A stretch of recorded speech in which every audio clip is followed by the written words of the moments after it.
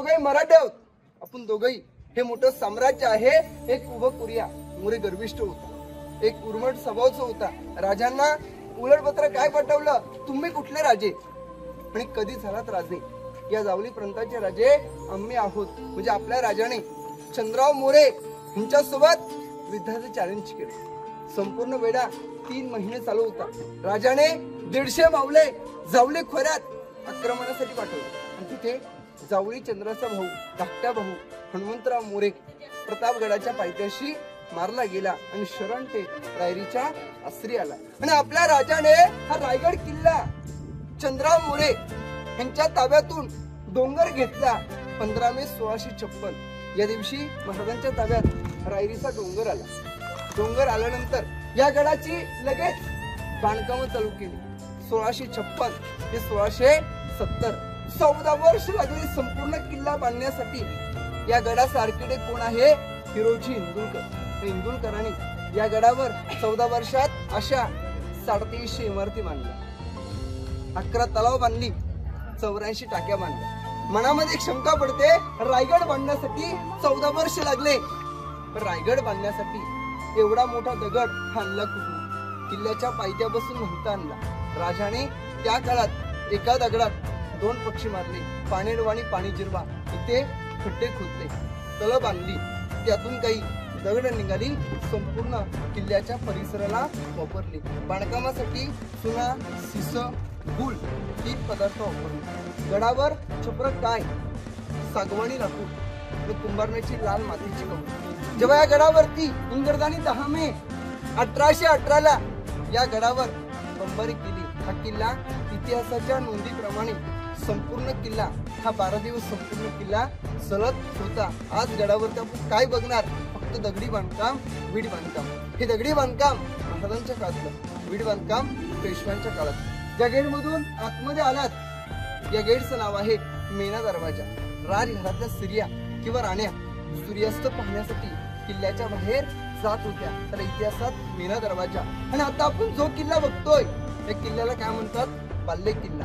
जो मेन किल्ल्यात किल्ला असतो त्याला म्हणतात बाल्ले किल्ला. बोला छत्रपती शिवाजी महाराज की जय. ज्या गेट मधून आपण आतमध्ये आलात या गेटचं नाव मेना दरवाजा. पण मेना दरवाजापासून समोरच्या बाजूला पालखी दरवाजा. मेना आणि पालखी ह्याच्यामध्ये 2 प्रकार असतात. मेना म्हणजे स्त्रियांसाठी आणि पालखी म्हणजे पुरुषांसाठी. या मेनात बसून राजघरातल्या स्त्रिया किंवा राण्या सूर्यास्त पाहण्यासाठी किल्ल्याच्या बाहेर जात होत्या. पण पालखी दरवाजा संभाजी महाराजांची पालखी किंवा आऊसाहेबांची पालखी या गडावर आली तर त्याच मार्गाने राजवाडा आतमध्ये आहे. या राजवाड्यात पालखी द्यायची. इतिहासात पालखी दरवाजा. पण दोन्ही गेटच्या आतमध्ये आडवी भिंत आहे आणि आडव्या भिंतीच्या आतमध्ये असे लाईनीमध्ये 6 रूम आहेत. छत्रपती शिवरायांना राण्या होत्या किती माहिती आहे तुम्हाला? छत्रपती शिवरायांना राण्या होत्या 8. पण रायगडावरती आज रूम किती आहेत? 6. एक मनामध्ये एक शंका पडते, राजांना राण्या होत्या 8, गडावरती रूम आहेत 6, पण 2 राण्या राहत होत्या कुठे? या गडाच्या बाहेर. स्वराज्याची पहिली राजधानी राजगड किल्ला. संभाजी राजे हे 2 वर्षाचे असताना आपल्या सईबाईंचं निधन राजगड किल्ला आहे या गडावरती झालं. सईबाईंनी हा किल्ला आहे हा कधीच पाहिला नव्हता. आणि आपल्या आऊसाहेबांना या रायगडावरचं हे काही वातावरण आहे हे काही मानवत नव्हतं. पाचडगाव या ठिकाणी आपल्या आऊसाहेबांचा वाडा 9 एकराचा वाडा आहे आणि त्यांच्या सेवेसाठी 3री राणी पुतला राणी ह्या किल्ल्याच्या पायथ्याशी राहत होत्या. आणि बाकी राण्या गडावरती 6 दालनं. राण्यांची नावं काय? सहीबाई, सोयराबाई, काशीबाई, पुतलाबाई, सकवारबाई, गुणवंतबाई, लक्ष्मीबाई, सगुणाबाई. छत्रपती शिवरायांना राण्या होत्या 8.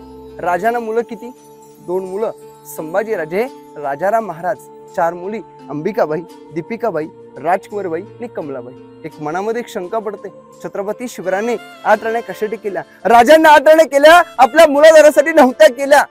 आपलं एक स्वराज्य वाढवावं मग छत्रपती शिवरायांनी 8 राण्या केल्या. पण कुठल्या घरातल्या मुलीशी लग्न केलं? गायकवाड, शिर्के, मोहिते, लिंबाळकर, जाधव, पालकर, विचारे आणि इंगळे अशा मोठ्या सरदार घरातल्या मुलीशी लग्न केले, जेणेकरून त्या गावातला माणूस आणि स्वतःच्या घरातला माणूस आपल्या स्वतःच्या विरोधात जाऊ शकत नाही. छत्रपती शिवरायाने अशा मोठ्या सरदार घरातल्या मुलीशी लग्न केले. आणि आता आपण उभ्यात हे राणी दालन, एका राणीचं एक घर, अशी लाईनीमध्ये घर किती 6 घर आहेत. पण या राणी महालाची एक रचना पहा. राणी महालाची संरक्षण भिंत, पहिला हॉल, सेकंड बेडरूम आणि समोर दरवाजे दिसेल. 450 वर्षाचं इंडियन स्वच्छतागृह. इतिहासकार काय म्हणतात, हा शोध इंग्रजांनी लावला. चुकीचा इतिहास. शिवरायांच्या काळापासून या गडावर इंडियन टॉयलेट आज प्रत्यक्षात किल्ल्यावरती बघता येतं.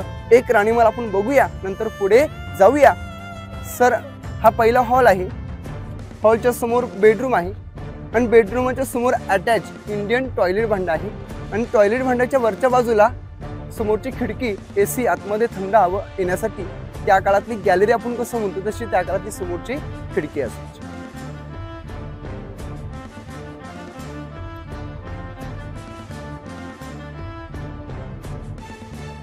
हा कोणता इतिहासकारी सांगू शकत, कोणता कुणी सांगू शकत. कोणती राणी कोणत्या महालात राहत होती हा कोणता गाईड पण सांगू शकत, कोणता इतिहासकारी सांगू शकत नाही. प्रत्येक राणीला 6च्या 6 घर आहेत. गडाच्या बाहेर राण्या राहत होत्या 2, सहीबाई राजगडावरती आणि पाचडगाव मध्ये पुतला राणी आणि बाकीच्या राण्या किल्ल्यावर.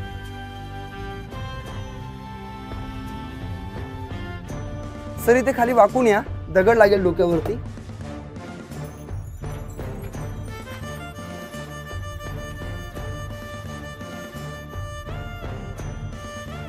हे 450 वर्षाचं हे स्वच्छतागृह आहे. तुम्हाला म्हटलं या गडावरती 2 बांधकाम पाहायला भेटणार आहे. एक दगडी बांधकाम आणि एक वीड बांधकाम.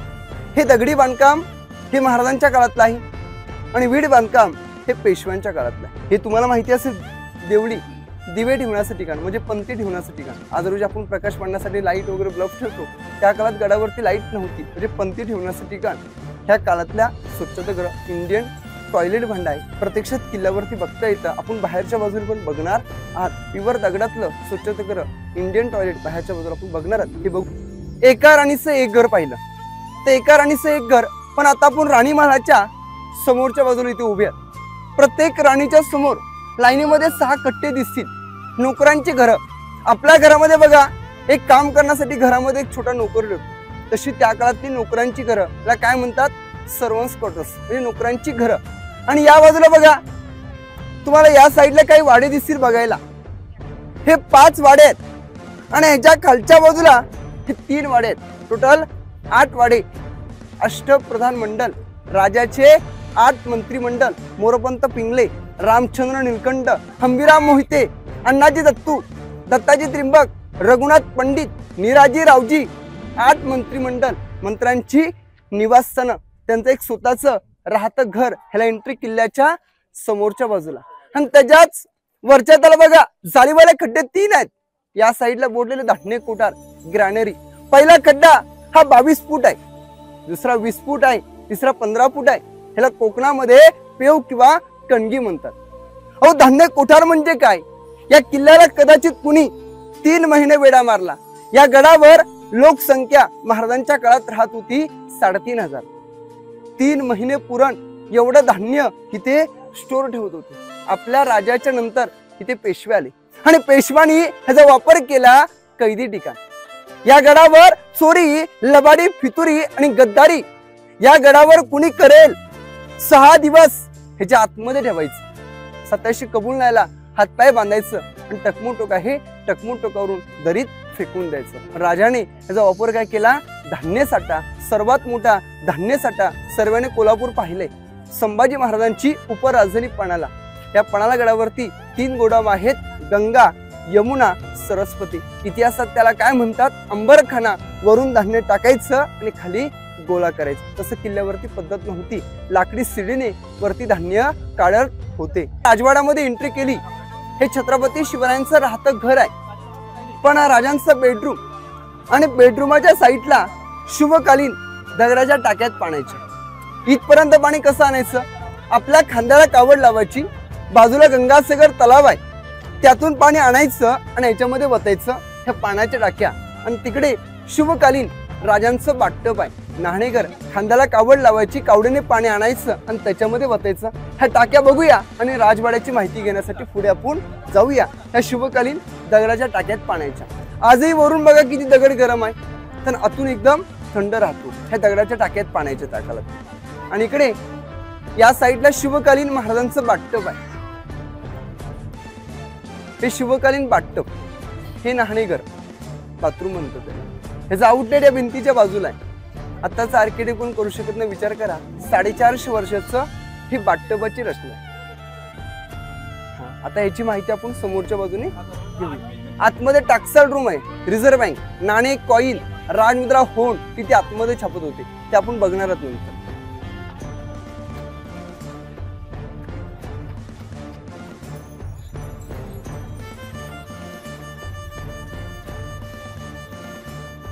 राजवाड्यामध्ये आपण पाऊल टाकलं त्या भिंतीपासून या पाठच्या भिंतीपर्यंत हा काही मोकळा परिसर तुम्हाला दिसेल. हे आपल्या राजाचं राहतं घर आहे, म्हणजे राजांचा राजवाडा आहे. पण हा राजवाडा हा त्या काळात कसा असेल, एक मनात विचार करा. आपल्या राजाचा राजवाडा हा त्या काळामध्ये संपूर्ण 2 मजली होता. सेकंड महालावर लाकडी पूर्ण स्ट्रक्चर. जेव्हा इंग्रजांनी गडावरती हल्ला केला, गडाची नासधूस केली, किल्ला उद्ध्वस्त झाला. आज किल्ला आपल्याला बघणे अवस्थेत पाहायला भेटतो.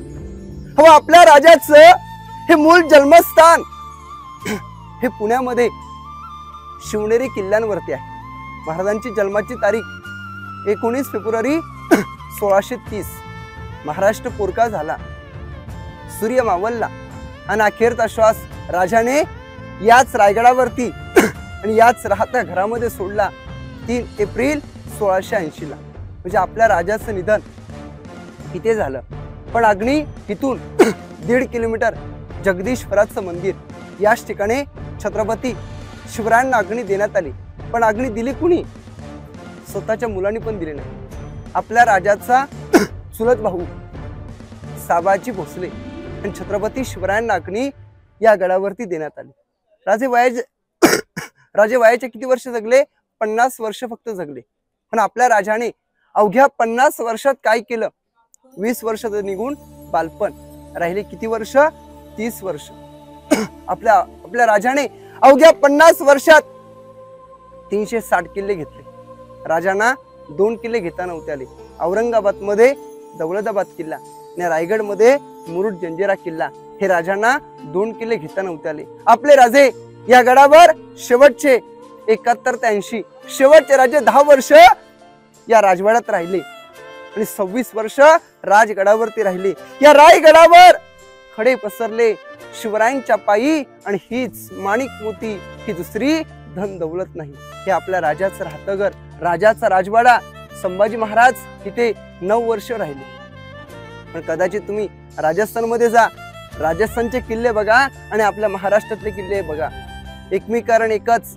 राजस्थानमध्ये एवढे राजपूत होते, राजगाद्या होत्या, तिथल्या राजाने ते शरण गेले. आपला राजा हा कोणासमोर शरण गेला नव्हता आणि कोणासमोर झुकला नव्हता. मोडेल पण वाकणार नाही. एक मर्द मराठ्याची जात, त्यामुळे आपले गडकिल्ले उद्ध्वस्त आहेत. हे आपल्या राजाचं राहतं घर. आणि घराच्या साईडला ही काही तुम्हाला भिंत दिसेल, ही संरक्षण भिंत. आज रोजी आपल्या घराला आपण कंपाऊंड म्हणतो, तसं राजवाड्याला हे राजवाड्याचं कंपाऊंड आहे, ही संरक्षण भिंत. आणि राजवाड्याच्या साईडला बघा हा सेकंड कट्टा दिसेल तुम्हाला. हे आपल्या राजांचं स्वयंपाक घर, म्हणजे महाराजांचं इथे किचन असायचं. हे महाराजांचं सेपरेट किचन. आणि आता जी लोक या गडावर पायऱ्याने येतात ती बाजू बघण्यासाठी पुढे जाऊया. ज्या ठिकाणी तुम्ही सर्वजण रोफोने आलात, जर रोफेचा आडवा डोंगर पाहिला तोच हिरकणी कडा. जी एक माता अशा लहान लेकरासाठी हा रायगड किल्ला उतरली.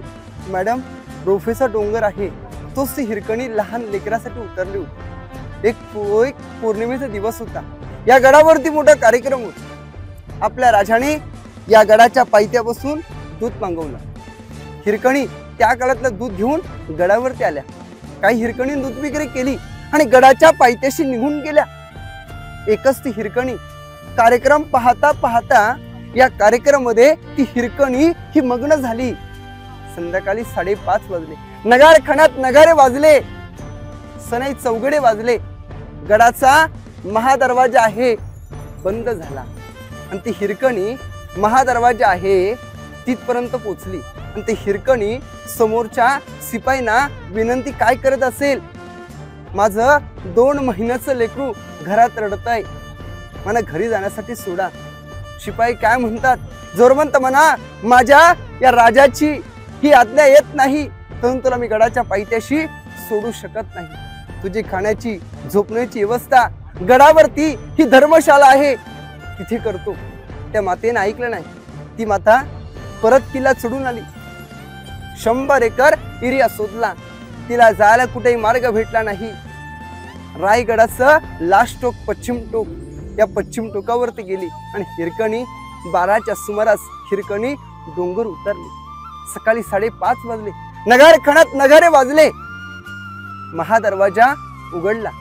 शिपाईंना वाटलं जी माता या गडावर धर्मशाळेमध्ये राहिले ही घरी जाण्यासाठी आता येईल, नंतर येईल, जाण्यासाठी नव्हती आली. ही बातमी राजाने कळवली. राजाने सांगितलं किल्ल्याच्या आजूबाजूला कुठे पडलेले असेल शोधा. तिचं लहान लेकरू घरामध्ये रडत असेल, ह्या बालाला स्वराज्यात घेऊन या. हिराला आणि हिराच्या बालाला पालखीत बसून तिची मिरवणूक ह्या दरबारात आणली आणि आपल्या राजाने त्या मातेला दरबारात काय विचारलं, तू उतरलीस कुठून, तो जागा, तो डोंगर, तो कडा, तो बुरुज कुठे फक्त दाखव. त्या मातेने रोफेचं डोंगर दाखवलं. राजे काय म्हणतात, तू आज कशी उतरलीस, परत म्हणा हा डोंगर उतरून दाखव. हिरकणी काय म्हणते, माझ्या डोळ्यासमोर असं लहान लेकरू दिस. तशी राजा उतर. हो राजा, आता हा डोंगर दिसतोय, आता उतरू शकत नाही, मला काय शिक्षा द्यायचे ह्या दरबारात द्यावी. त्या हिरोची इंदुरकराने संपूर्ण दरबारात मान खाली घातली. एक स्त्री रायगड उतरते, सहज गडावरती शत्रू चढून येऊ शकतो. हिरोजी डोंगर तासा, तटबंदी बांधा आणि त्या डोंगराला नाव द्या हिरकणी कडा. मातेला दरबारात आणलं आणि हिरोजींच्या हस्ते हिराला साडी चुली भेट केली. कणा नाराने वटी भरली. अरे वा झुंजारराव, आईच दूध पितोस, दूध पी, लवकर मोठा हो आणि आपल्या या स्वराज्यात सामील हो. तोच तो हिरकणी कडा. म्हणून गावाला नाव काय दिलं, हिरकणी वाडी. आणि आता आपण ज्या कट्ट्यावरती उभ्यात याला काय म्हणतात, दप्तरखाना. राजाचे 8 मंत्रिमंडळ, मंत्र्यांचे ऑफिस, जेवढे महाराजांच्या ताब्यात गड किल्ले गावं होती त्यांचा मेन लेखी कारभार इथे पार पडला जायचा. मंत्र्यांचे ऑफिस आणि समोर बघा 4था कट्टा, हे दिवाणे खास आहे. दिवाणे आम जनता पुढे बसायची, खास म्हणजे खास लोक इथे बसायची आणि आम जनता पुढे बसायची. आता आपण किल्ल्याची समोरची बाजू आहे ती बघण्यासाठी पुढे जाऊ. बोला छत्रपती शिवाजी महाराज की जय. ही गडाची समोरची बाजू आहे. जे लोक या गडावरती 2000 पायऱ्या गडावरती चढून येतात तर या बाजून येतात. या गडाला पायथ्या बसून येण्यासाठी 2000 पायऱ्या आहेत. गडावरती यासाठी 2 तास लागतात. चित दरवाजा, नाणे दरवाजा आणि महादरवाजा. या गडाचा एक नेम होता, 5:30 वाजले नगार खाण्यात तिथे नगारे वाजले तर रायगडाचा महादरवाजा आहे हा बंद व्हायचा. आणि समोर तुम्हाला एक आडवा डोंगर दिसेल झेंडावाला. या डोंगराचं नाव टकमोक टोक पॉइंट. 2250 फूट खोल आहे. टकमोक टोक म्हणजे काय, या गडावर चोरी लबाडी केली त्याला गोंत्यामध्ये भरायचं, गोंत्याची गाठ बांधायची आणि टकमोक टोक आहे या टकमोक टोकावरून दरीमध्ये फेकून द्यायचं. पण अशी घटना महाराजांच्या काळात झाली नव्हती. पण अशी घटना संभाजी महाराजांच्या काळामध्ये झाली होती. संभाजी महाराजांच्या काळामध्ये त्या काळामध्ये काही लोकांना हत्तीच्या पायाखाली तुडवलं आणि काही लोकांना या टकमोक टोकावरून दरीमध्ये फेकून दिलं. हायकोर्ट हाय शिक्षा. आणि समोर एक तलाव आहे गंगासागर. अशी तलाव या गडावर 11 तलाव आहेत. अशा तलावातून दगड निघाला संपूर्ण किल्ल्याच्या परिसराला वापरला. अशी तलाव गडावर 11 तलाव आहेत. 84 टाके आहेत. गंगासागर नाव का पडलं, राजांच्या राज्याभिषेकला काशीवरून गागाभट्ट आले आणि गागाभट्टांनी येत्या वेळी त्यांनी 7 नद्यांचं पाणी आणलं. राजांचा अभिषेक सोहळा केला आणि अर्ध काही पाणी उरलं या तलावात विसर्जन केलं. गंगा यमुना नर्मदा आल्या साऱ्या बहिणी आणले 7 नद्यांचं पाणी. जल झाले तीर्थांचे घर, नाव पडलं गंगासागर. हे त्या काळातलं गंगासागर तलाव आहे। या साईडला काही बुरुज दिसतील, हे वॉच टावर आहेत, तिथे पहारेकरी त्या काळामध्ये उभे असायचे। आता आपण त्या साईडची बाजू बघूया। एक विटाची भिंत दिसते का? याला इतिहासात काय म्हणतात? टाकसाल। तिथे नाणे, कॉइन, राजमुद्रा होऊन तिथे छापत होते। या राजमुद्रावरती लिहिलं प्रतिभ चंद्र लेखे व वर्द विष्णू वंदिता शहासून शाह मुद्राय बद्राय राजे दे। याचा अर्थ होतो शहाजी राजांचा पुत्र शिवाजी राजे आपल्या राजाचं हे साम्राज्य आहे, चंद्राच्या कोरीप्रमाणे वाढत जाणार ते आपल्या राजाची रिझर्व्ह बँक। आणि रिझर्व्ह बँकच्या साईडला बघा ती 8 कोणी दगडाची अष्टकोनी बाल्कनी, आणि बाल्कनीच्या समोर बघा इथे एक चौकोनी रूम आहे, खलबतखाना, सिक्रेट रूम। या खलबतखान्याचे मेन प्रमुख कोण?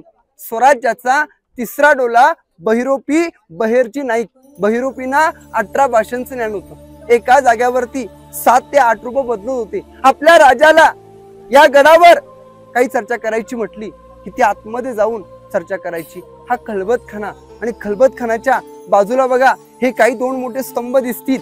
हा पहिला स्तंभ दिसतो तो विजयस्तंभ, विजयाचं प्रतीक। आणि विजयस्तंभाच्या साईडला कोपऱ्यात मनोरे आहेत। महाराजांच्या राण्या होत्या 8, या गडावर राहत होत्या 6 राण्यांची बाल्कनी होती। आणि समोर बघा 2 इलेक्ट्रिक पोल दिसतात का? तो हिरकणी कडा, जी माता लहान लेकरासाठी किल्ला उतरली, तो डोंगर उतरली, तो डोंगर तासला, तटबंदी बांधली आणि डोंगराला नाव दिलं हिरकणी कडा। बोला अपने श्लोक छत्रपती शिवाजी महाराज की।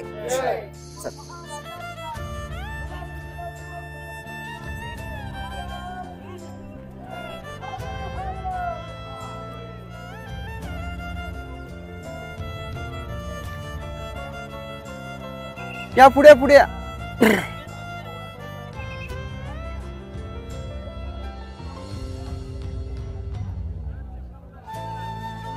ज्या ठिकाणी आपण उभे आहात हा राज दरबार आहे।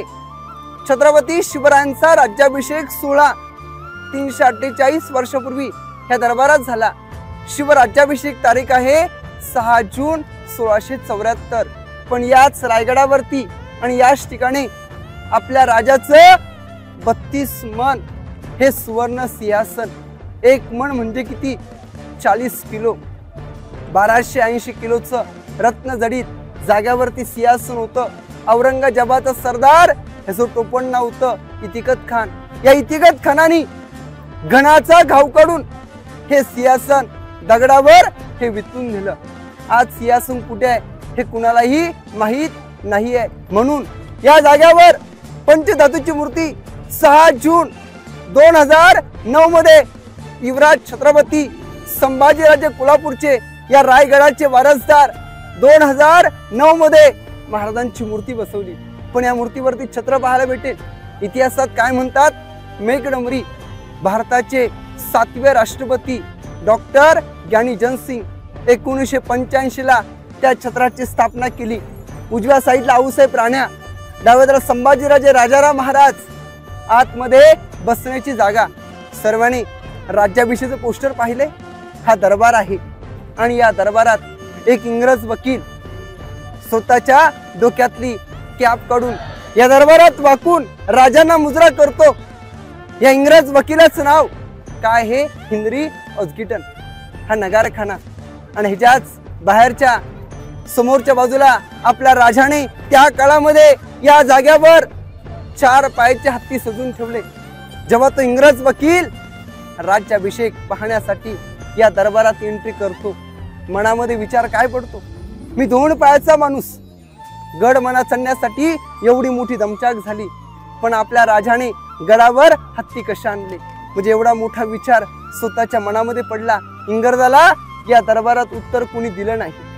आताचे इतिहासकार आहेत, उत्तर काय देतात? आपल्या राजाने त्या काळात छोटी लहान पिल्ल पालखीत बसून गडावरती आणलं आणि गडावरती त्यांना मोठं केलं। लहानाचं मोठं करता येतं, पण मोठ्याचं कधी छोटं करता येत नाही, एवढी महाराजांची दूरदृष्टी होती। पण नगारखान्याच्या समोरच्या बाजूला राजाची हत्तीची अंबारी पूर्ण सजलेली। जेव्हा राजे राजवाड्यातून सकाळी पहाटे 4 वाजता उठले, स्नान केलं, कपडे परिधान केले आणि राजे हत्तीच्या अंबारीमध्ये बसले आणि आपल्या राजाची राजमार्गाने मिरवणूक राजे जगदीश्वराला दर्शनासाठी गेले। भवानीला साकडे घातलं, गडदैवता शिरक्या मातेला नतमस्तक झाले आणि आपल्या राजाची मिरवणूक या समोरच्या गेट जवळ आली. राजा हत्तीच्या अंबारीमधून उतरले. सिंहासनासारखी पाऊलं टाकत या सिंहासनाच्या अतिमहत्वाच्या 4 पायऱ्या आहेत. 4 पायरीपर्यंत राजे पोहोचले. पण खरोखर आपल्या राजाचं एक हृदय एक भरून आलं. हृदय भरण्याचं कारण काय? ज्या ज्या मावळ्यांवरती ज्या ज्या वीरांवरती हे स्वराज्य आज उभं केलं, एकही सरदार एकही मावळा या दरबारात उपस्थित नव्हता. आऊसाहेबांना राजा काय म्हटले? स्वराज्याची पहिली पायरी चढतो हा तानाजी मालुसरे, स्वराज्याची दुसरी पायरी चढतो प्रतापराव गुजर, तिसरी पायरी चढतो मुरालबाजी आणि चौथी पायरी चढतो महाराज. लाख मेले तरी चालतील पण लाखाचा पोसिंदा जगला पाहिजे असं म्हटलं कोण? बाजीराव देशपांडे. राजे लटलटच्या पायऱ्याने राजे सिंहासनाच्या गादीवरती विराजमान झाले, राजे छत्रपती झाले. पण या सिंहासनाच्या पाठच्या बाजूने या दरबारात एक झुलकुलदार एक मोठ्याने घोषणा तर घोषणा अशी आहे, महाराज प्रौढ प्रताप पुरंदर क्षत्रिय कुलावतांश सिंहासनाधीश्वर महाराजाधिराज राजा शिव छत्रपती की जय. जय भवानी. धर्मवीर छत्रपती संभाजी महाराज की. या घोषणा दरबारात झाल्या. सर्वांनी गेट ऑफ इंडिया पाहिले का?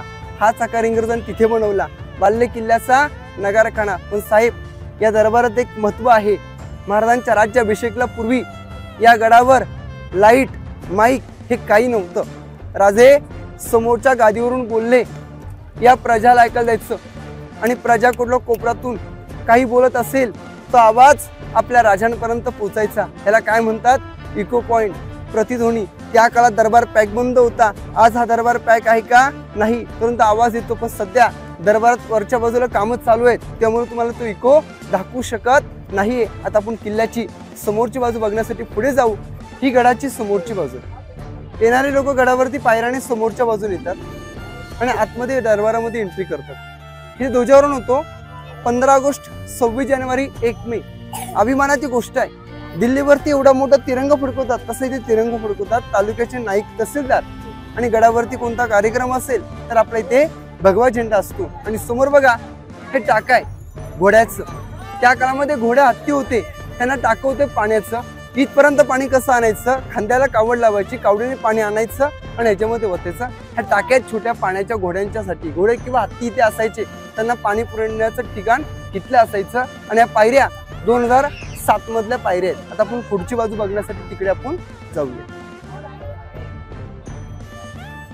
समोर महाराजांची मूर्ती आहे. 1974 इंदिरा गांधी जेव्हा पंतप्रधान होत्या तेव्हा त्यांच्या हस्ते 1974 मध्ये महाराजांची मूर्ती बसवली. 2012 मध्ये भिडे गुरुजींनी वरती छत बसवलेलं आहे. समोर बघा एक मोठा ग्राउंड आहे, होली मैदान. ज्या मार्च महिन्यात कोकणात शिमगा म्हणून आपण पेटवतो, होलीमध्ये नारळ टाकतो आणि काठीने काढतो. महाराजांच्या काळात तसं नव्हतं. राजा आपले स्वतः पेटके आगीत नारळ टाकत होते. जो कोणता बहादूर आगीतून नारळ हाताने कोण काढेल 1.25 किलोचा हातातला कडा आणि मानाचा फेटा बक्षीस देत होते. धर्मवीर छत्रपती संभाजी राजाने या आगीतून नारळ काढला आणि या ग्राउंड वरती संभाजी राजांना बक्षीस या मैदानावरती देण्यात आलं. समोर बघा एक पत्र्याची शेड आहे. हत्तीखाना, हत्तीचं पालन पोषण केलं. आणि हत्तीखानाच्या वरच्या त्याला बघा एक मोठी इमारत आहे, मार्केट, शिवकालीन बाजारपेठ. त्या काळातील लोक घोड्यावरती बसून बाजार करत होते. इतिहासात मार्केट आणि मार्केटून आतमध्ये बघा सर एक मोठं मंदिर आहे, दिसतंय का समोरचं? हे जगदीश्वराचं मंदिर. मंदिरांचा आकार बघा एक मस्जिद आकार आहे. मस्जिद आकार का? सह्याद्रीच्या डोंगरा भागावरती मुघल पोचला, त्याला वाटावं आपलं मस्जिद आहे, त्याच्यावरती कुणी हल्ला न करावा, त्याची तोडफोड न करावी, त्याची नासधूस न करावी म्हणून आकार काय देण्यात आला? मस्जिद आकार. आणि आतमध्ये गेलात शिवलिंग आहे. मंदिर पार केल्यानंतर पुढे व्हाईट घुमट दिसेल, हे आपल्या राजाची समाधी आहे. महाराजांच्या मूळ समाधीचा शोध इतिहासकारात पहिली व्यक्ती गडावरती पोहोचल्या महात्मा ज्योतिराव फुले. यांनी 1869 ला महाराजांच्या मूळ समाधीचा शोध लावला. समाधीच्या पाठच्या बाजूला वाघ्याचं स्मारक, समाधी आणि मंदिर, छोटा गेट आहे. आणि पायरीवरती नाव काय लिहिलं? हिरोजी इंदुरकर. अहो आपल्या राजाने त्या आर्किटेक्टला विचारलं, हिरोजी रायगड बांधलात, बक्षीस काय पाहिजे तुम्हाला? 10 गावाची वतनदारी, सोनं नाणं पाहिजे ते मागा. हिरोजी काय म्हटले? हे काही बक्षीस नको, एक छोटा नावाचा दगड मी स्वतः घडवलाय. हा दगड या पायरी जवळ फक्त बसण्याची अनुमती द्यावी. आपल्या राजाने विचारलं, हिरोजी नावाचा दगड तिथे का बसवता? आतमध्ये नगारखाना आहे, बाल्य किल्ल्याचा नगारखाना आहे, महादरवाजा आहे, तिथे का? पण त्याच आर्किटेक्टने छत्रपती शिवरायांना सांगितलं, जेव्हा राजे तुम्ही मंदिरात दर्शनासाठी जाता, तुमचा उजवा पाऊल या दगडावरती पडेल आणि ती धूल माझ्या नतमस्तक लागेल. वा हिरोजी, ही तुमच्यासारखी ही लोक लाभली म्हणून स्वराज्य उभं केलं. राजांसारखी माणसं भेटली, माणसांसारखा राजा भेटला. छत्रपती शिवरायांनी एवढं मोठं स्वराज्य उभं केलं. ज्यांनी ताजमहल बांधला त्याचे हात कलम केले का? अशी डबल कॉपी बनू नये म्हणून. प्रत्येक ग्रुपला जाण्यापूर्वी एक शेर सांगतो, अंधार फार झाला पाहता दिवा पाहिजे, या महाराष्ट्राला पुन्हा एकदा आपल्या जिजाऊचा शुभा पाहिजे. घासल्या विना धार नाही तरवारीच्या पातीला आणि मर्द मरण्याशिवाय अर्थ नाही या महाराष्ट्राच्या काळ्या मातीला, महाराष्ट्राच्या काळ्या मातीला. जय जिजाऊ, जय शिवराय. महत्वाची माहिती आहे, संपवतो. या मार्गाने सरळ मंदिराचा दर्शन घ्या, फोटो वगैरे काढा आणि रिटर्न तुम्हाला हाच प्रवास आहे रोपवेला येण्यासाठी. तुमची इच्छा झाली पायऱ्याने जायचं असेल तर पायऱ्यांचा रस्ता तिथून आहे 2000 पायऱ्यात उतरण्यासाठी. हे समोरच्या बाजूला त्या 2 खड्डे आहेत. दरबार पाहिला, दरबारात काही पाणी साठलं, सांडपाण्याचा येण्याचा बाहेर मार्ग आहे. बोला पुण्यश्लोक छत्रपती शिवाजी महाराज की.